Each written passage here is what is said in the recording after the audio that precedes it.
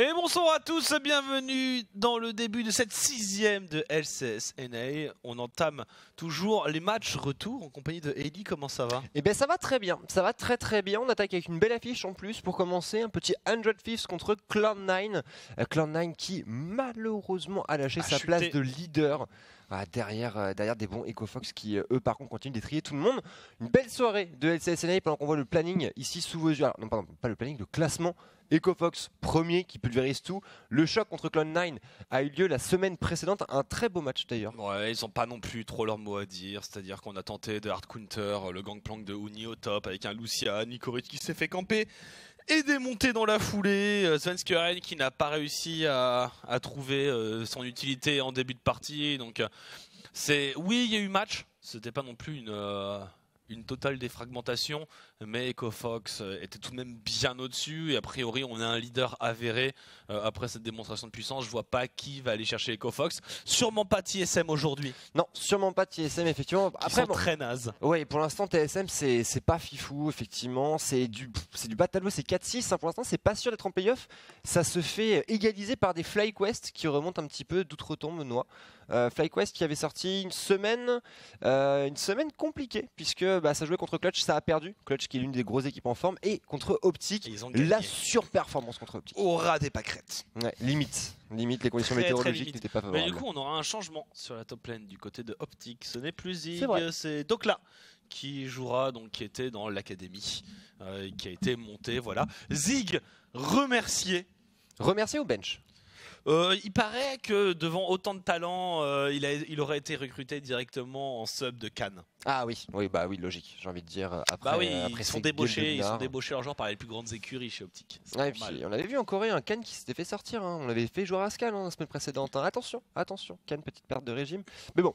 Tout va bien dans le meilleur des mondes. Du coup, ce soir, une belle soirée en prévision. On commence par 100 Thieves contre Cloud9.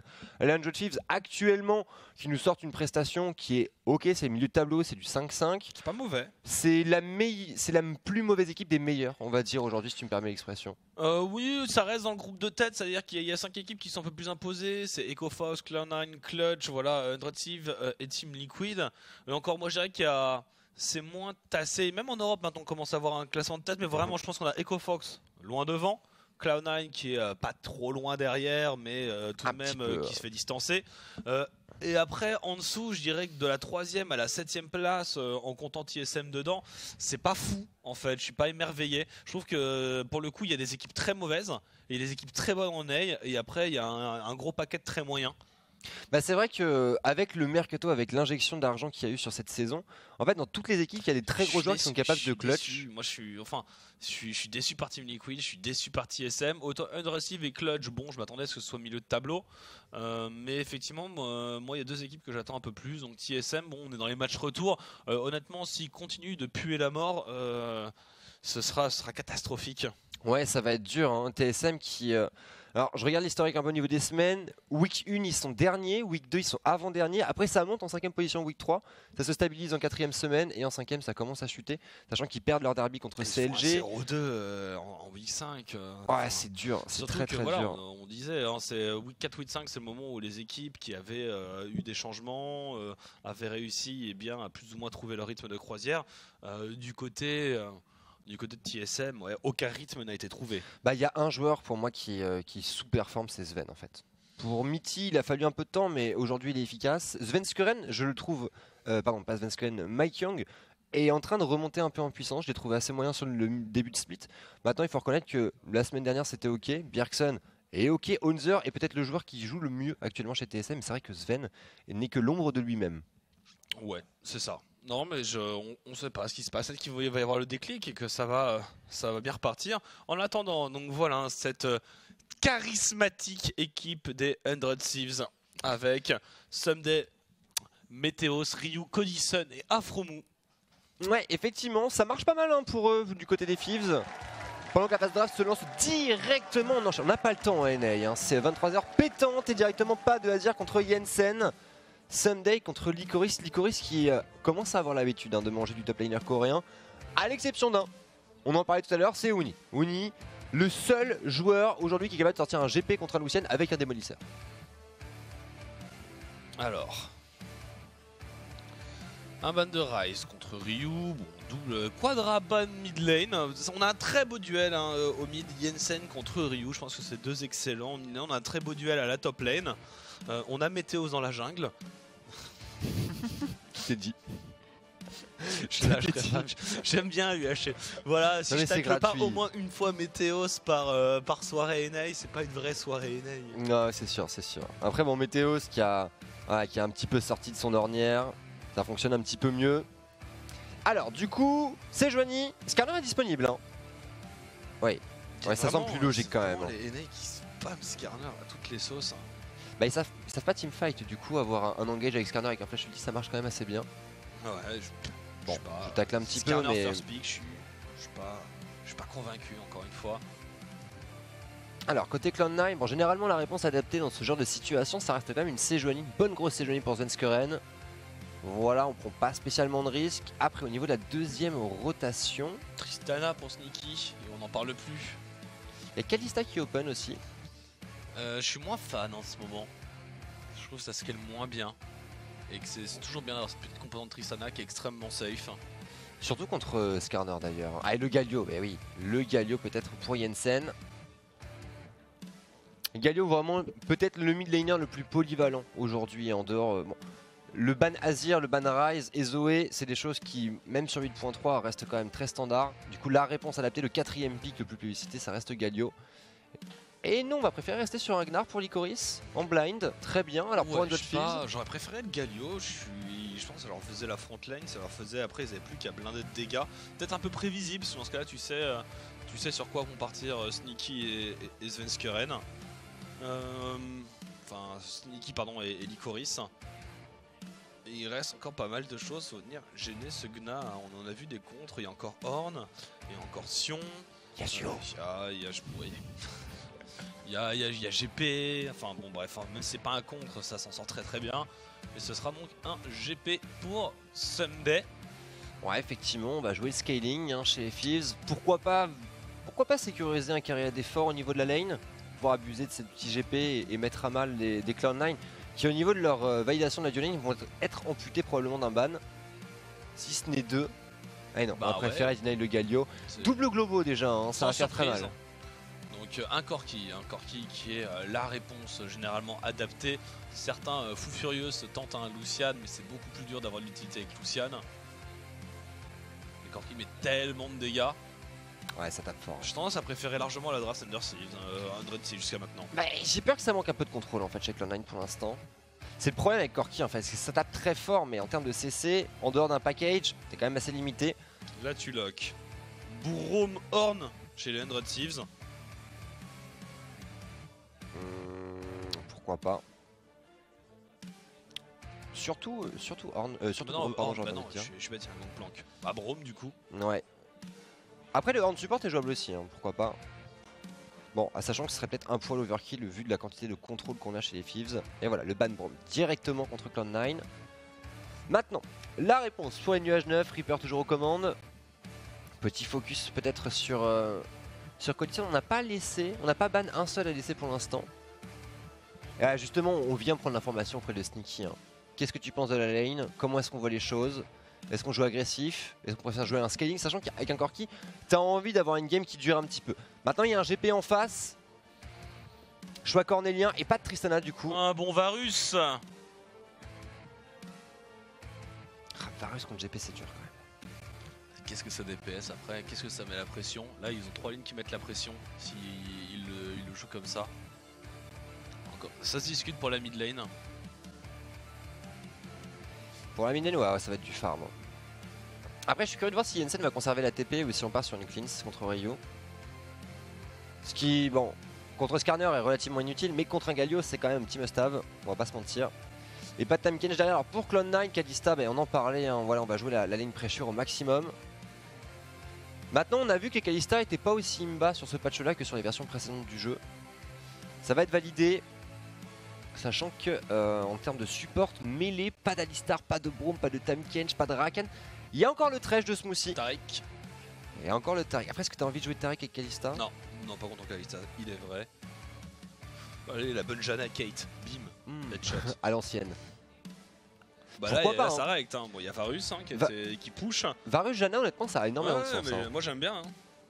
Pourquoi pas une petite Lulu histoire de pouvoir mettre en orbite ce Skarner avec un polymorphe. On a l'embarras du choix.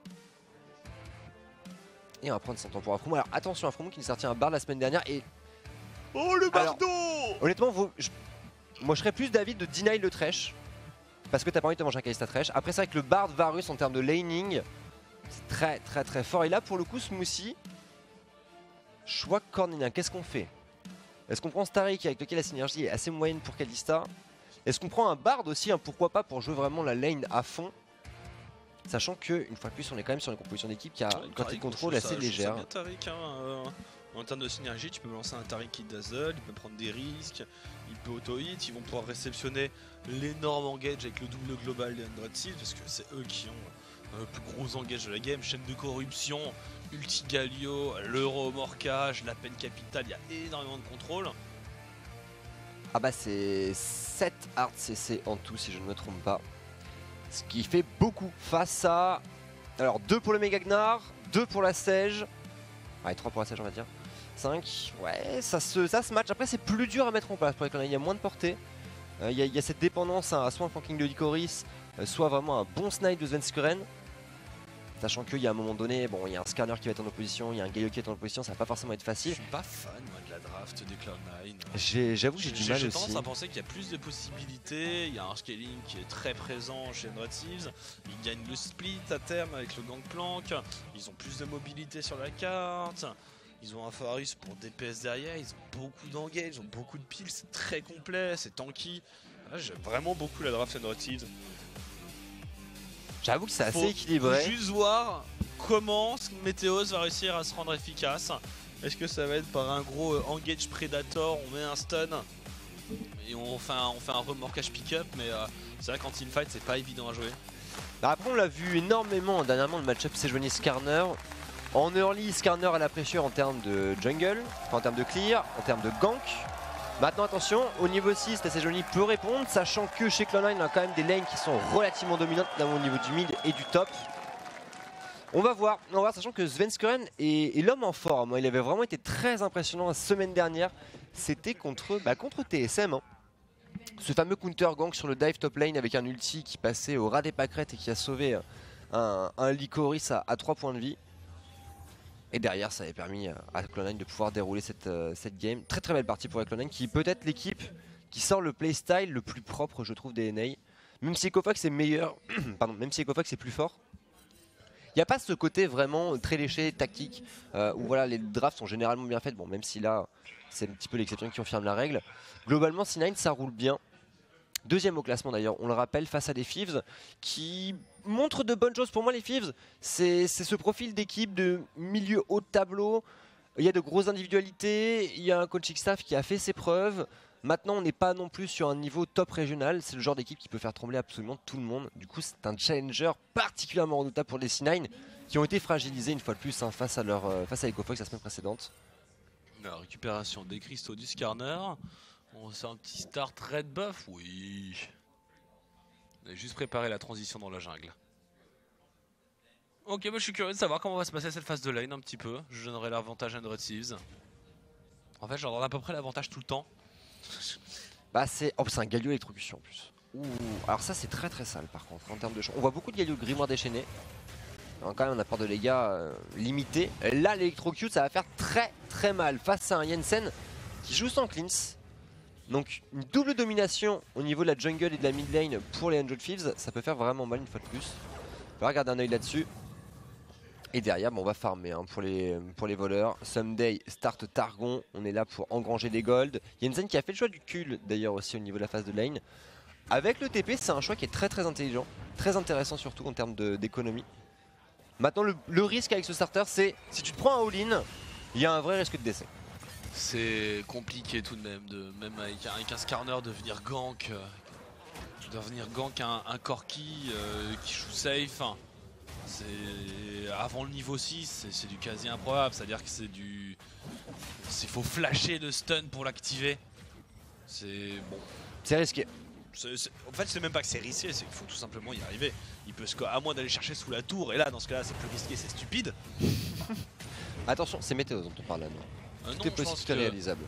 Il y a peut-être plus de choses, et même sur le bot side, en fait, comment Météos va-t-il réussir à gank?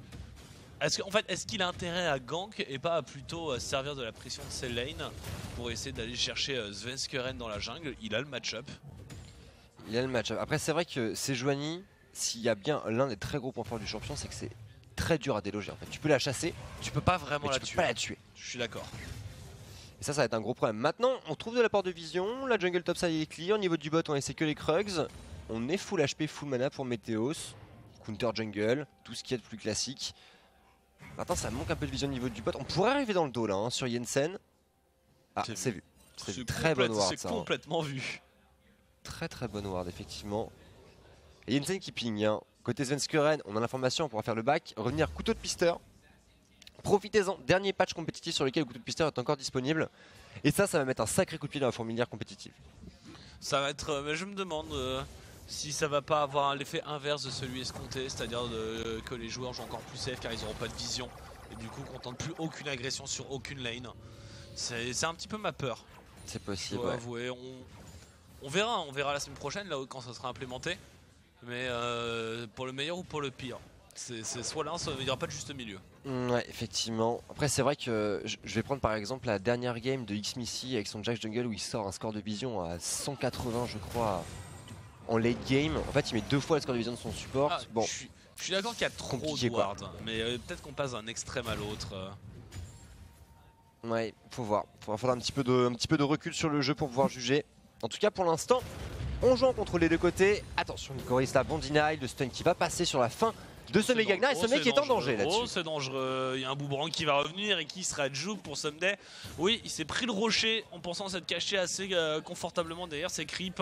Derrière, il se fait shutdown son barrel et il se prend le stun dans la foulée. Bref, Lycoris qui fait le combo parfait et qui deny complètement Someday. Ah, il a mal trade Someday, ça lui coûte cher. Ouais, ça c'est un gros problème effectivement. On revient quand même avec la brillance, qui a un timing clé hein, pour Gangplank, on le sait. Maintenant, bon, c'est quelques sbires de ratés, c'est autant d'XP de perdu face à un Gnar. Et sachant que Lycoris est vraiment en forme en ce moment, en dehors de son match contre Unin dont on parlait tout à l'heure, c'est un joueur qui a... Franchement, c'est quasiment un sans faute hein, pour sa première saison. Attention ici, le Dazzle, la promo qui doit flasher. Attention, extirpation sneaky, le heal, ça ira, le hook dissuasif, mais double summoner de concédé pour la duo lane des Thieves et un Svenskeren qui va se présenter au niveau de ce bot side. Ouais, il n'y a pas grand chose à faire, on peut pas vraiment dive. Il n'y a pas de jungle à voler. On n'a pas l'information sur le Skarner, il veut le dive. C'est ambitieux. Il n'y a plus de heal. Très ambitieux. Le Dazzle sur la promo, c'est pas mal fait là-dessus. Attention le flay. Le stun. Smoothie qui flash out. Smoothie qui va tomber. Mais First Blood en faveur des Snipes. Svenskeren. C'est pas bon ça. Oh, c'est pas bon comme gank. Oh, c'est pas bon du tout. On prend un support. Derrière, on révèle la position du jungler qui repart extrêmement low life. Oh. Et normalement Météos il a le champ libre pour aller invade. Là Météos il faut qu'il fonce aller chercher Svenskeren. C'est vrai qu'au niveau des choix de Météos, il y a des choses à remettre en question. Ça fait 2 fois qu'on passe sur la mid lane pour essayer d'embêter un Jensen qui a à peine levé un sourcil. Et 3e fois, on veut le forcer au back, il y a encore le TP. Et on y va à 3 cette fois-ci, le flash. Et c'est très bien fait pour Jensen, ça flash out tout de même. Trade de summoner là-dessus, mais 3 joueurs de mobiliser côté voleur sur un Jensen, écoute, qui va pouvoir revenir tranquillement en lane, qui ne perd pas de farm et qui stack son kill. On va voir le trade, alors le double dazzle. D'ailleurs ça force le flash. Ah, il fait quoi Météos dans ce temps-là? Il n'a pas l'information encore. Ah, il full farm. Pour l'instant Météos il full farm, il essaie de rattraper un peu son retard dans la jungle. mais il n'arrive pas vraiment à avoir d'impact. Ouais, c'est compliqué là. C'est vrai que si on regarde la minimap, en fait, il n'y a pas de camp à se mettre sous la dent dans le top side. Il n'y a rien. En fait, il n'y a rien. Pareil, c'est de passer dans le dos sur la mid lane, sur la top lane. Bon, pour revenir sur straight kill, léger avantage pour C9, je dirais, puisque ça reste un first blood. Et surtout, c'est une Kalista qui prend le kill. On va pouvoir snowball. Et Météos tout de suite qui se dirige au niveau de ce bot side. Avec le remorqueur à disposition, on a envie de couper l'hémorragie à la source. Sur un Cotien qui va pas tarder à avoir son niveau 6 lui aussi. Ouais, surtout ça push, donc ils savent que ça va avancer. Attention à la ward maintenant. Smoothie, voilà, ils sont pas fous, hein, Sneaky et Smoothie, ils ont la vision dans la river. Ils vont pas aller se coller au buisson de droite. Il y a trop de creep, il y a trop de creep. Est-ce qu'on va tenter tout de même? Mais oui, il y a le niveau 6, c'est facile. C'est bien fait, comme à l'école du League of Legends académique là, de proposer par les Thieves. Ah, c'est la force de cette composition d'équipe, hein. Il y a tellement de CC. Et ça touche là-dessus sur un Sneaky qui avait son flash, hein, qui se fait légèrement surprendre et la sanction ne se fait pas attendre. Après, bon, Svenskeren, intelligent, compensation cross-map sur ce blue buff, sur un Galio qui a déjà forcé son TP. Un Galio qui, bon, aura tout de même le catalyse protecteur, donc de quoi arriver à, on va dire, à limiter la casse au niveau de cette mid lane. Et pour Jensen, ça c'est du pain béni. C'est un Jensen qui va être très dangereux, hein. Il ferme parfaitement pour l'instant. Le Cull se stack petit à petit et surtout avec ce blue buff, il va avoir la domination au niveau du push en permanence. Ouais, on est en train de lâcher beaucoup de choses là aussi, hein. Certes c'est un blue buff mais c'est égalisé de l'autre côté. Il y a un dragon des montagnes qui est fait aussi, avec le déséquilibre qui a été fait avec la mort de Sneaky. En plus Sneaky du coup ça force une fontaine là où il a absolument pas stuff haché vu qu'il vient de faire un back. Donc il se fait deny du farm, il se fait deny de l'XP. C'est un gang qui coûte cher à Cloud9. Ouais, ça fait très mal effectivement. Et Sven, position de dive là peut-être sur un Licorice qui a l'ulti. Non, c'est wardé, bien vu de la part de Sunday. Sunday qui reste légèrement derrière, mais bon, il y a toujours, hein, le fameux combo Kleptomancie plus Targon. On va pouvoir assurer la montée en puissance. Petit baril peut-être, c'est bien fait là-dessus. Et Licorice qui tabi ninja first, hein, on a envie de pouvoir encaisser. Logique, hein, contre un Gangplank, surtout contre le Gangplank de Sunday. L'un des joueurs, alors, il a un peu perdu de sa superbe. Mais à l'époque, Encore c'était quand même un joueur redoutable. Et c'est vrai que sur les premières années en NA, c'était l'un des tout meilleurs joueurs mécaniques en fait, un tout rôle confondu. Maintenant, on a un petit peu ralenti le rythme. Peut-être au profit aussi d'une macro un petit peu plus tranquille. C'est au profit. Au profit, point. Profit. On a ralenti au profit. Point final. C'est bien dit. Avec $1 pour. Oui, voilà. On a ralenti au profit. C'est tout. Ah, ouais. Comme beaucoup de Coréens. Hein. Ah, moi, c'est un joueur que j'adorais, Sunday, hein, mon joueur emblématique Katie Rollster. Parmi à l'époque les meilleurs Fiora du monde. Après, le problème de Sunday, c'était la capacité de choke dans tous les matchs à enjeu. C'est excellent sur toute la saison. Et dès qu'on arrive sur de l'enjeu, c'était les fameux choke Katie en boucle, hein, qui les envoyaient jamais aux Worlds.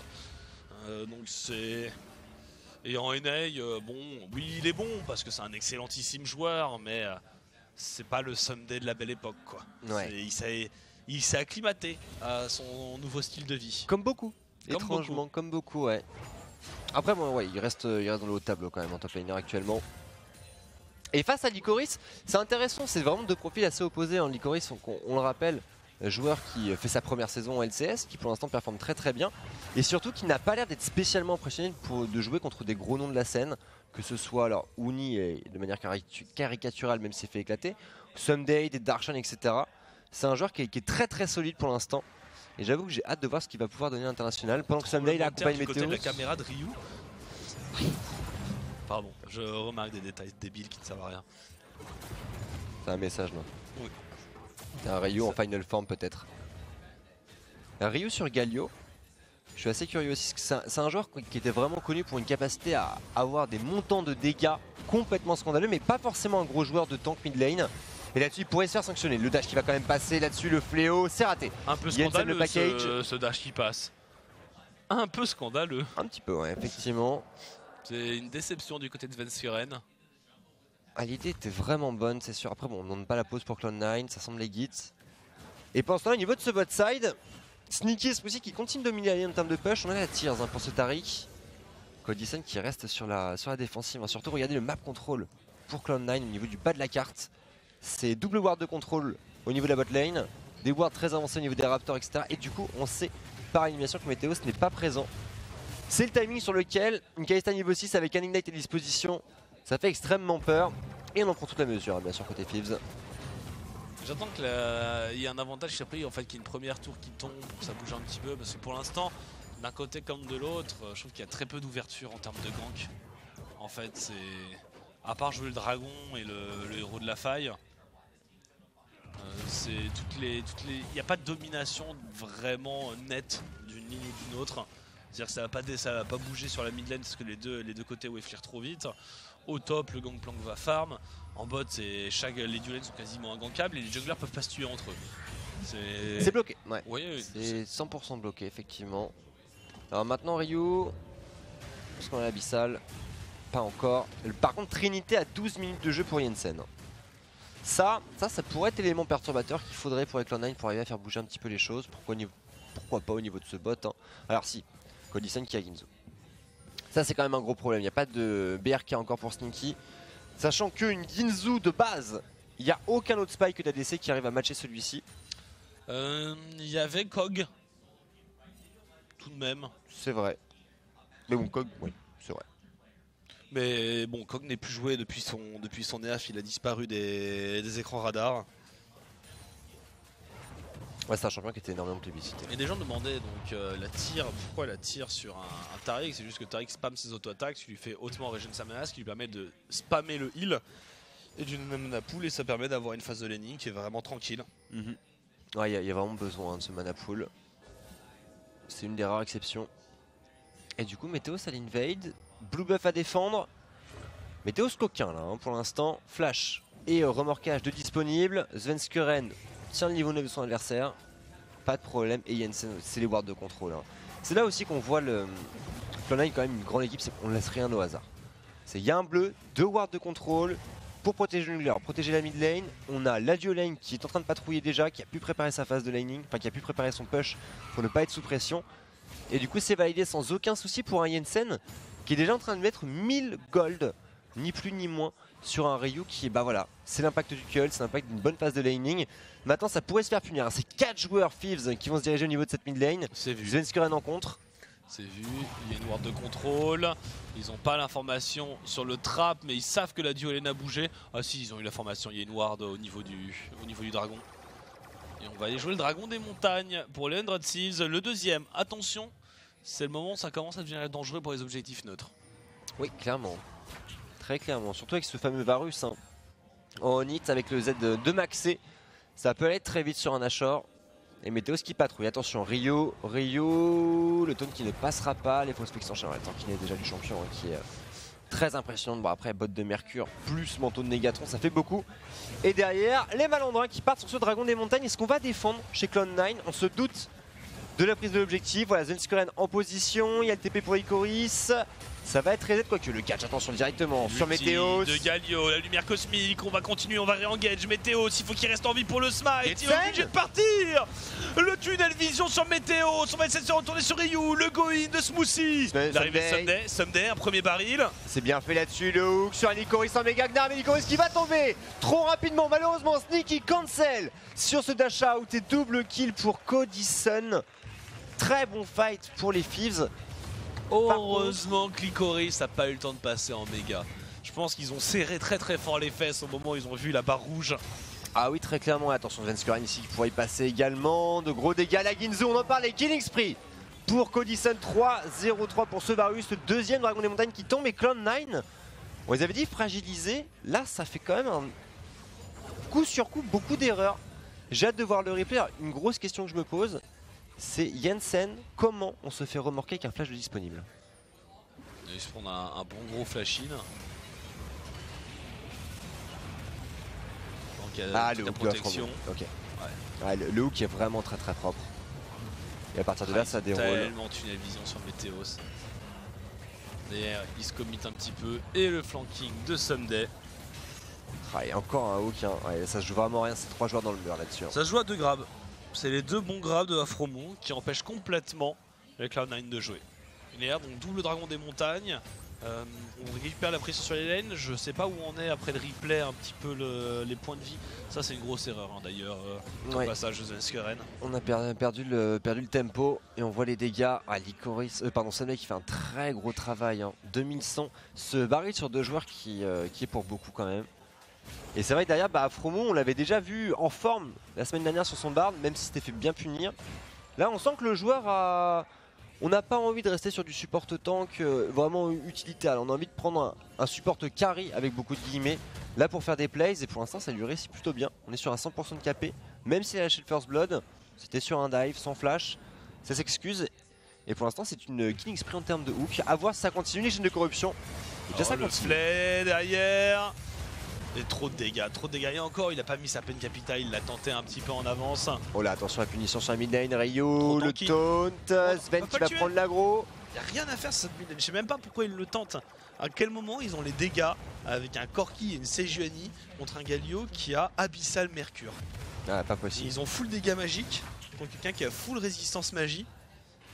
Et ils essaient de compenser très bien, mais il faut qu'ils arrêtent de s'acharner clairement sur Ryu. Et même si Ryu il accuse du retard au CS par rapport à Jensen, c'est pas très grave à la limite.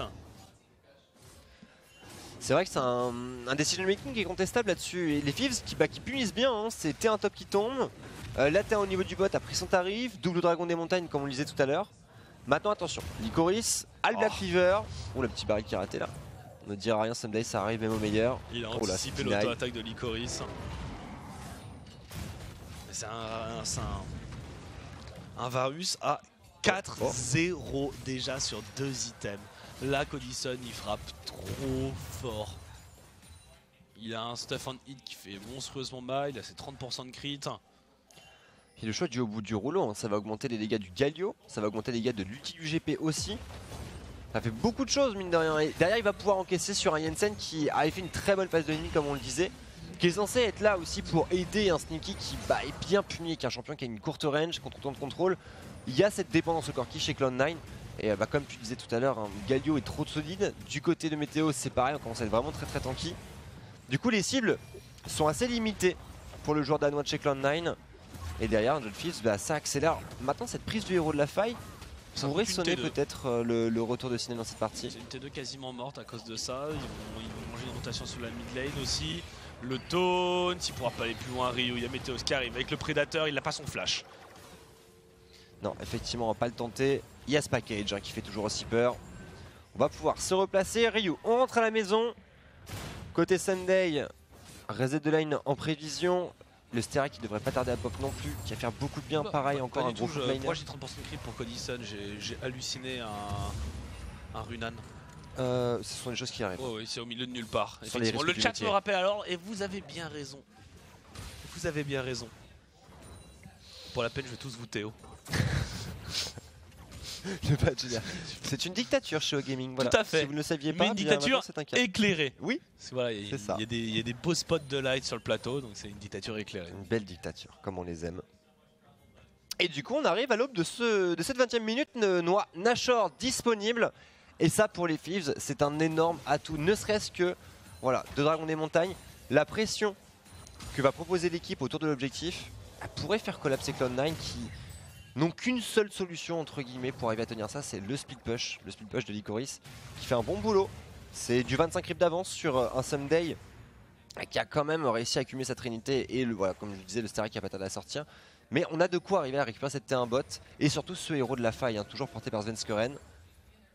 Le tout c'est pas se faire pick-up face à un Thresh, face à un Skarner, ce n'est pas chose aisée. J'ai un doute, le dragon des montagnes s'applique-t-il au héros de la faille libéré?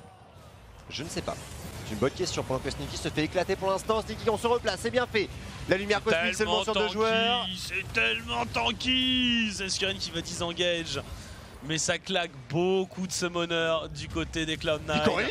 Lycoris qui s'énerve, double stun là-dessus. Jensen, on trouve la pause faux. Oui, quelques dégâts, le hook sur Svenskeren qui pourrait tomber. Mais oui, mais non, en fait, c'est tanky, c'est un doublé avec un Varus qui est maintenant à 6-0. Fromou qui. Je ne comprends pas ce re-engage de Svenskeren. Et la punition est instantanée pour les 100 Thieves. Et en réfléchissant à ta question, j'aurais tendance à dire que le dragon de montagne ne s'applique pas au héros de la faille.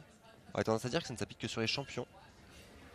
Et du coup, le chat, vous avez le droit de parole sur cette. Non, c'est-à-dire le dragon des montagnes, est-ce qu'il s'applique aux dégâts faits au héros de la faille? Et c'est pour ça que je pense que ça ne s'applique qu'aux champions. Tenez mon point de vue. Ça ne fonctionnerait pas donc sur le RL. Alors que ce Nashor pourrait tomber et va tomber. Champion. Oui, si t'as 5% de dégâts en plus sur les bâtiments, c'est ton champion qui fait 5% de dégâts en plus quand il tape sur le bâtiment. Oui, mais donc si voilà. tu tapes sur les héros de la faille qui a un objectif neutre. Ah oui, d'accord, ok, j'avais pas compris. Autant pour moi. La faille, ouais, non, je suis complètement bête. Je me disais, non, mais je me disais bien aussi, je comprenais pas non plus ta réponse. Non, mais je me mets à niveau. Voilà, chacun sa connerie. Un partout, balle au centre. Au secours. Pendant qu'on revoit ce teamfight, alors Licorice.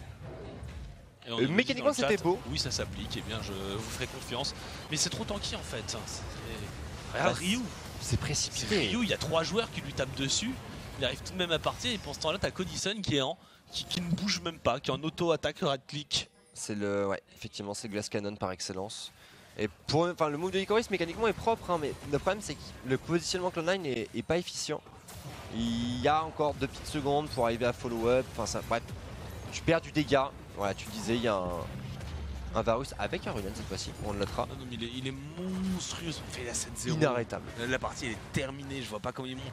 Enfin, il faut l'engage parfait, peut-être parce que Codison n'a pas encore de QSS, mais là si Codison veut vraiment verrouiller, parce que la seule chose qui peut l'embêter c'est Svenske Red, il fait une QSS, je suis même pas sûr qu'il en ait besoin, il y a tellement de front lane devant.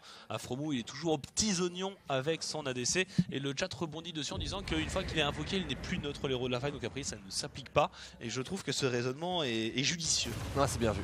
C'est bien vu effectivement. C'est pas une dictature éclairée pour rien non plus. Hein.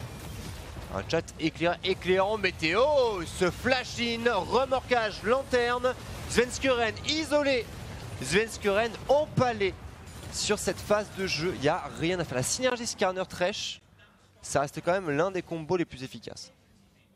Il faut qu'ils tempo, ils forcent trop les Cloud9. Ils forcent beaucoup trop et maintenant qu'ils ont trop forcé, eh bien c'est trop tard, plus rien ne se répare et on va pouvoir avancer sur cette T3 avec ce buff Nashor. Ouais, c'est la percée là-dessus. Pour Licorice et Jensen, on est juste spectateur de la destruction de cette base. Les barils qui s'enchaînent. Le Herald de Pansin qui fait sa petite balade en top lane, mais bon, sans grande conviction. Ça y est, plus d'inhibiteur mid à 24 minutes de jeu, triple dragon, 9k gold d'avance. Un Varus nourri aux hormones, un Galio qui va revenir avec Liandry. Il y a tout ce qu'il faut. Il y a plus ce qu'il faut. On est large. Il n'y a même pas de Nashor pour Stro. On va revoir cette action. Allez, hop, lanterne. Salut mon bro. On en prend un au hasard, n'importe lequel. Ryu peut tanker 4 personnes pendant ce temps-là.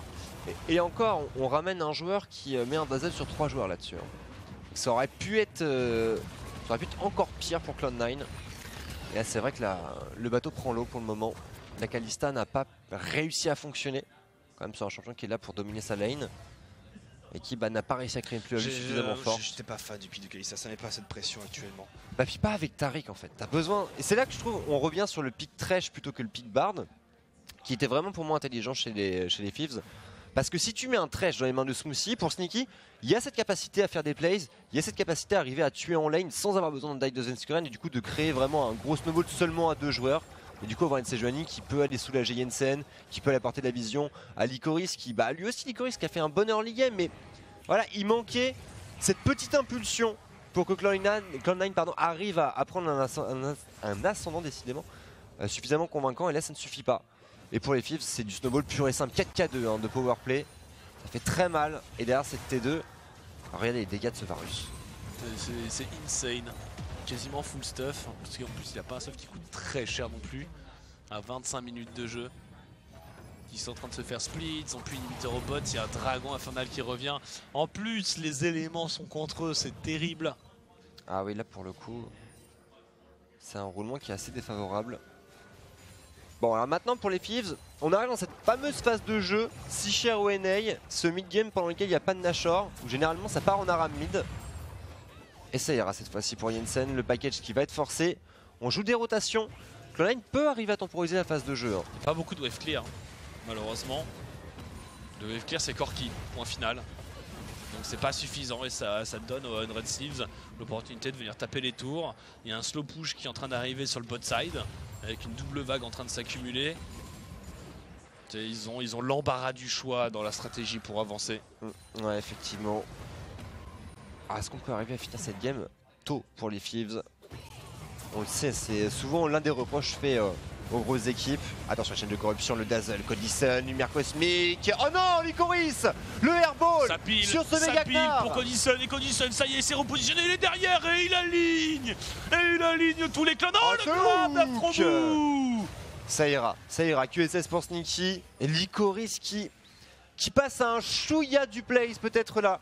Sur cette ulti, c'est raté malheureusement Sneaky, bah tu disais un peu de wave clear. On va essayer de tenir face au Megasbire sans grande conviction, l'inhibiteur au top. En danger, TP directement pour Sunday. On veut ce deuxième inhib, pourquoi pas celui du bot aussi, le stop push est déjà en place, Venskuren, c'est bon. L'armure de glace fera son effet. Ils vont les finir en un seul push. Là, il y a déjà une rotation qui est faite du côté de Ryu. C'est mid là, il faut faire attention au Sunday. Oh Sunday. Le Sterax, ça ira. Venskuren qui s'est commis. Le baiter Sunday, on va dire que c'était voulu. Le jeu de l'esprit. C'est complètement. Recto no baitu. Oh là là, la destruction. Les Cloud9, ils sont fait annihiler. Je pense qu'ils sont fait outdraft déjà pour commencer. Je pense qu'il y a outdraft, ouais. Ouais, ça clairement. Outdraft et derrière, bah. Quelques choix, hein, ça se joue à des détails, mais voilà, bon, Sneaky qui en a marre de la vie. Sneaky qui a décidé de jeter d'offrir son corps à la science. On est généreux, on est comme ça en NA. On n'hésite pas, on buff le cadet à des copains, ça fait toujours plaisir. Et derrière, bon, victoire simple et nette pour les Thieves. Grosse game en tout cas, Codison qui finit cette partie légendaire. C'est important pour lui, c'est un joueur comme vous le savez, un rookie sur la saison précédente.